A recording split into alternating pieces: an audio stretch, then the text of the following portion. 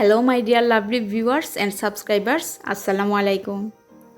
নতুন আরও একটি ভিডিওতে স্বাগতম জানাচ্ছি। এই ভিডিওতে আপনাদের জন্য থাকছে চিকেন কিরমা চাপের একটি সুস্বাদু রেসিপি। রমজান মাসে ইফতারি আইটেমে এই চিকেন কিরমা চাপটা কীভাবে ঝটপট তৈরি করতে পারেন এই ভিডিওতে আপনাদের সাথে শেয়ার করেছি খুবই ইজিভাবে। আশা করছি আপনারাও তৈরি করতে পারবেন। এই চিকেন কিরমা চাপটা তৈরি করার জন্য আমি চিকেনের যে বুকের হাড় ছাড়া মাংস থাকে সেই মাংস নিয়েছি 1 কাপ পরিমাণে, আর মাংসগুলোকে একটু ছোটো করে কেটে নিয়েছি। সাথে দিয়ে দিয়েছি 1/2 চা চামচ থেকে একটু কম লবণ। আদা এবং রসুন পাউডার দিয়ে দিয়েছি আমি 1/2 চা চামচ। দুটো মিলিয়ে আমি 1/2 চা চামচ দিয়েছি। 1/2 চা চামচ করে এখানে জিরা পাউডার এবং ধনিয়া পাউডার দিয়েছি, আর দিয়েছি সামান্য পরিমাণে সাদা গোলমরিচের গুঁড়া। দুটো দিয়েছি কাঁচামরিচ এবং 1 চা চামচ দিয়ে দিয়েছি সয়া সস। সামান্য পরিমাণে একটু পাপরিকা পাউডার দিয়ে দিয়েছি। আপনাদের কাছে যদি এই পাপরিকা পাউডারটা না থাকে সেক্ষেত্রে স্কিপ করে যেতে পারেন, অথবা আপনি চাইলে এখানে সামান্য লাল গুঁড়া মরিচের গুঁড়া দিয়ে দিতে পারেন। এবার এই মাংসটা আমি ব্লেন্ড করব।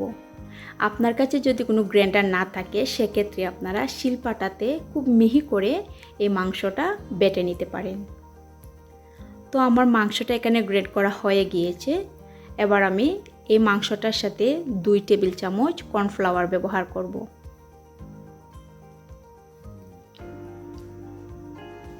আমার এই রেসিপিটা যদি ভালো লাগে তাহলে প্লিজ লাইক করবেন এবং বন্ধুদের সাথে শেয়ার করতে ভুলবেন না। 2 টেবিল চামচ দিয়ে দিয়েছি আমি কর্নফ্লাওয়ার। এবার খুব ভালোভাবে কর্নফ্লাওয়ারটা মাংসের সাথে মাখিয়ে নিয়েছি, যাতে করে কর্নফ্লাওয়ার কোনো জায়গাতে দলা বেঁধে না থাকে। এবার আমি যে কয়টা চপ তৈরি করব সমান ভাগে ভাগ করে নিচ্ছি। এই যে পরিমাণে আমি মাংসটা নিয়েছি তাতে করে আমার 4টি চাপ তৈরি করা হবে। তো আমি 4 ভাগে সমান করে ভাগ করে নিয়েছি।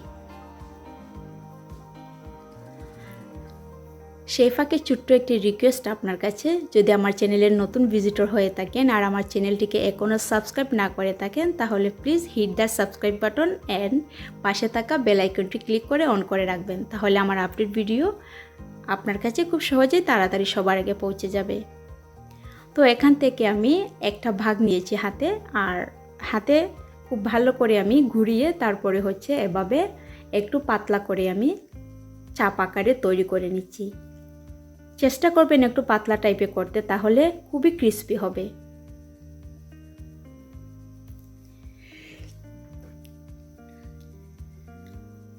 যেহেতু চিকেনটা একটু সফট তাই এই প্লেটের গায়ে লেগে যেতে পারে, তো সেই জন্য আমি অল্প পরিমাণে একটু আটা এখানে উপর থেকে ছিটিয়ে দিচ্ছি।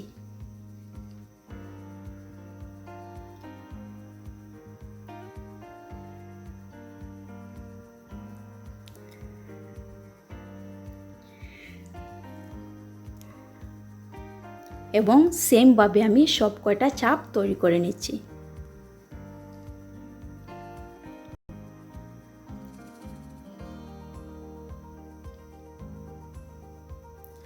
সো আমার চাপগুলো তৈরি করা হয়ে গিয়েছে। এখানে কিছু তেল আমি দিয়ে দিয়েছি ফ্রাইং প্যানে, আর তেলটা গরম হয়ে গেছে। এবার আমি একে একে চাপগুলো দিয়ে দিয়েছি। আর একটা জিনিস খেয়াল রাখবেন, এই চিকেন চাপটা তৈরি করার সময় কিন্তু খুব বেশি তেল দেওয়ার প্রয়োজন নেই, কারণ এগুলো ডুবো তেলে ফ্রাই করতে হয় না। অল্প পরিমাণে তেল দিয়ে এগুলো ফ্রাই করলেই হয়ে যাবে। তো কিরমা চাপগুলো আমি দিয়ে দিয়েছি এবং অপেক্ষা করছি একটা সাইড যখন হয়ে যাবে তারপরে অপর সাইডে উল্টে দেব। আর ঠিক এভাবে করে উল্টে পাল্টে যখন কালারটা চেঞ্জ হয়ে এই রকম কালার হয়ে যাবে তখন আমি এগুলো খুব অল্প করে গ্যাস দিয়ে দেব, যাতে করে এই চিকেনের চাপগুলো পুড়ে না যায়। মিডিয়াম টু লোয়ের মাঝামাঝি রেখে এই চাপগুলো ফ্রাই করতে হবে, না হলে খুব সুন্দর করে কিন্তু এগুলো ভাজা হবে না, তাড়াতাড়ি পুড়ে যেতে পারে। তো আমার চিকেন চাপটা তৈরি হয়ে গিয়েছে। আমি গ্যাসটা অফ করে এবার তেল থেকে আমি এগুলো তুলে নিচ্ছি। আর এরই সাথে আমার চিকেন চাপের রেসিপিটাও শেষ হয়ে গেল। তো আপনাদের কাছ থেকে আমি বিদায় নিচ্ছি। সবাই অনেক অনেক ভালো থাকবেন। আর চ্যানেলটি যদি সাবস্ক্রাইব না করে থাকেন তাহলে প্লিজ অবশ্যই আমার চ্যানেলটি সাবস্ক্রাইব করে রাখবেন। সেই সাথে রেসিপিটি কেমন লাগলো কমেন্ট বক্সে লিখে জানাবেন। বিদায় নিচ্ছি, সবাই ভালো থাকবেন। আল্লাহ হাফেজ।